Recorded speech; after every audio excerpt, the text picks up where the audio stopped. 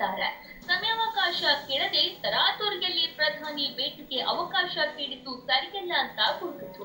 ರಾಜ್ಯದ ಬರ ಪರಿಸ್ಥಿತಿ ನಿಭಾಯಿಸುವಲ್ಲಿಯೂ ಸಿಎಂ ವಿಫಲರಾಗಿದ್ದಾರೆ ಅಂತ ಸಂಸದೆ ಶೋಭಾ ಕರಂದ್ಲಾಜೆ ಆರೋಪಿಸಿದ್ದಾರೆ. ಬೇಜವಾಬ್ದಾರಿ ಹೇಳಿಕೆಯನ್ನು ಕೊಡುವುದರ ಬದಲಿಗೆ ಸಮಯಾವಕಾಶನ ಕೊಟ್ಟು ಬಂದು ಪ್ರಧಾನಿಯವರನ್ನು ಭೇಟಿ ಮಾಡಿ ಸಮಸ್ಯೆಗಳನ್ನು ಹೇಳಿಕೊಂಡು ಸಮಸ್ಯೆಗೆ ಪರಿಹಾರ ಹುಡುಕಲಿ. ನಾವು ಪಕ್ಷ ಭೇದ ಮರೆತು ರಾಜ್ಯದ ಹಿತದೃಷ್ಟಿಯಿಂದ ಎಲ್ಲ ರೀತಿಯ ಸಹಕಾರವನ್ನು ಕೊಡಕ್ಕೆ ನಾವು ಸಿದ್ಧ ಇದ್ದೇವೆ ಅನ್ನೋ ಭರವಸೆಯನ್ನು ಮುಖ್ಯಮಂತ್ರಿಗಳು ನಾವು ಕೊಡಕ್ಕೆ ಇಚ್ಛೆ ಪಡ್ತೇನೆ. ಇನ್ನು ಮುಂದೆ ಆದ್ರೂ ಎಲ್ಲಕ್ಕೂ ಪ್ರಧಾನಿ ಕಡೆ ಬೆಟ್ಟು ಮಾಡಿ ತೋರಿಸುವುದನ್ನು ಬಿಡಬೇಕು, ಈ ಕೆಟ್ಟ ಅಭ್ಯಾಸವನ್ನು ಬಿಡಬೇಕು ಅಂತ ಒತ್ತಾಯವನ್ನು ಮಾಡ್ತಾರೆ. ಮುಖ್ಯಮಂತ್ರಿಗಳು ಕರೆದಂತ ಸಭೆಗೆ ಅವರೇ ತಡವಾಗಿ ಬಂದ್ರು.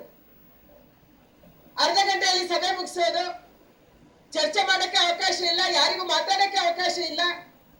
ಇಂಥ ಕಾಟಾಚಾರದ ಮೀಟಿಂಗ್ ಅನ್ನ ಮುಖ್ಯಮಂತ್ರಿಗಳು ನಡೆಸುವುದನ್ನ ಬಿಡಬೇಕು.